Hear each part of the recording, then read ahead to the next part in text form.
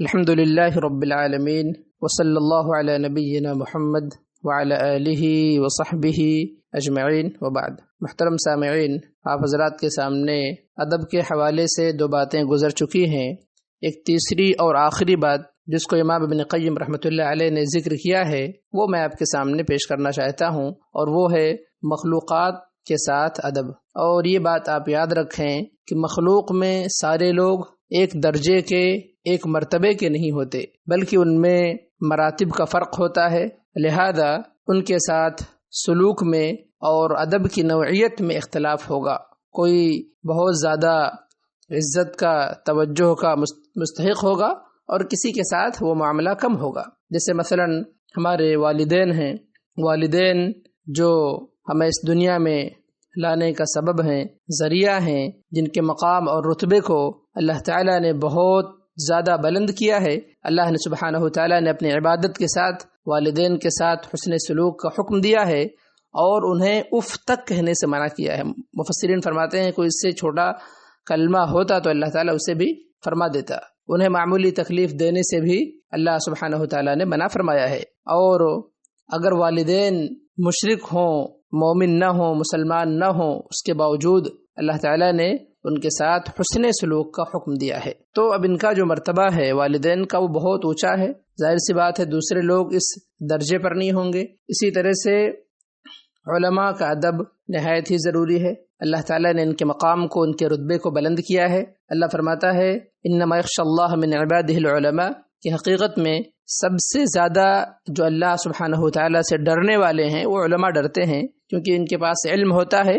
اور اس کی وجہ سے ان کے دلوں میں اللہ سبحانہ وتعالیٰ کی معرفت اور رسول اللہ صلی اللہ علیہ وسلم کی معرفت ہوتی ہے، اور اس کے نتیجے میں ان کے دلوں میں اللہ کا تقوی اور خوف زیادہ ہوتا ہے۔ اللہ نے فرمایا، نبی صلی اللہ علیہ وسلم فرماتے ہیں کہ علماء جو ہے یہ انبیاء علیہ الصلاۃ والسلام کے وارث ہیں، لہذا علماء کا جو ادب ہے وہ ان کو دیا جائے گا۔ طاؤس بن کیسان جو کہ مشہور تابعی ہیں اور فقیہ ہیں، فرماتے ہیں کہ سنت میں سے یہ ہے کہ علماء کا ادب کیا جائے، احترام کیا جائے۔ عبداللہ بن مبارک رحمہ اللہ سے منقول ہے، آپ نے فرمایا کہ من استخف بالعلماء ذهبت آخرته، جو انسان علماء کی تحقیر کرتا ہے، ان کی تذلیل کرتا ہے، ایسے انسان کی آخرت برباد ہو جاتی ہے، تباہ ہو جاتی ہے۔ ابن عمر رضی اللہ تعالی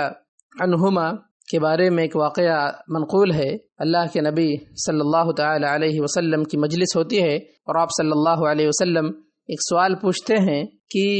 آپ نے پوچھا کہ اے صحابہ مجھے ایک درخت کے بارے میں بتلائیے، اس کے پتے کے بارے میں بتلائیے جس کا پتا نہیں گرتا ہے، اور آپ صلی اللہ علیہ وسلم نے اس درخت کو مومن کے مشابہ قرار دیا۔ صحابہ جو ہے ان کے اذہان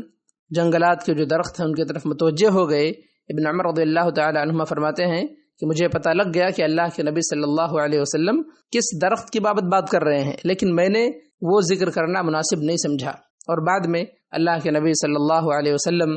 نے فرمایا کہ انہا النخلہ، وہ جو ہے کھجور کا درخت ہے۔ ابن عمر رضی اللہ تعالی عنہما فرماتے ہیں کہ میں نے اپنے والد عمر رضی اللہ تعالی عنہ سے کہا کہ مجھے اللہ کے نبی صلی اللہ علیہ وسلم نے جب یہ بات بتلائی تھی، کہی تھی، تو مجھے اس وقت پتا تھا کہ آپ کس درخت کی بابت کہہ رہے ہیں۔ عمر رضی اللہ تعالی عنہما فرماتے ہیں کہ اگر آپ مجھے بتلا دیتے اس وقت اس مجلس کے اندر تو مجھے بہت زیادہ یہ چیز محبوب ہوتی۔ بعض روایتوں کے اندر مجھے سرخ اونٹ سے بھی زیادہ یہ چیز قیمتی ہوتی، لیکن ابن عمر رضی اللہ تعالی عنہما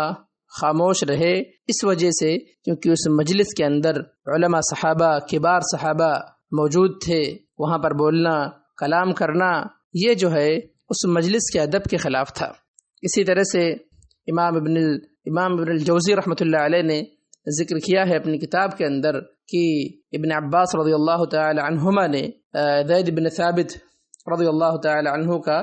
کی سواری جو ہے پکڑ لی، فقال، انہوں نے کہا کہ آپ میری سواری کو پکڑ رہے ہیں، روک رہے ہیں، اور آپ اللہ کے نبی صلی اللہ علیہ وسلم کے چچا کے لڑکے ہیں۔ فقال ان هكذا نصنع بالعلماء، کہا کہ ہمیں اسی طرح علماء کے ساتھ کرنے کا حکم دیا گیا ہے، یا علماء کے ساتھ ہم اس طرح سے کیا کرتے ہیں، ان کا ادب کیا کرتے ہیں۔ جبکہ آپ دیکھیں زید بن ثابت رضی اللہ تعالی عنہ یہ صغار صحابہ میں سے ہیں، بنسبت ان کے یہ کافی چھوٹے تھے، لیکن علم اور فضل کی وجہ سے ابن عباس رضی اللہ تعالی عنہ نے ان کو اونچا مقام دیا اور ان کی عزت اور تکریم کی، تو علماء کا جو مقام ہے، ان کا جو رتبہ ہے، وہ ان کو دینا چاہیے۔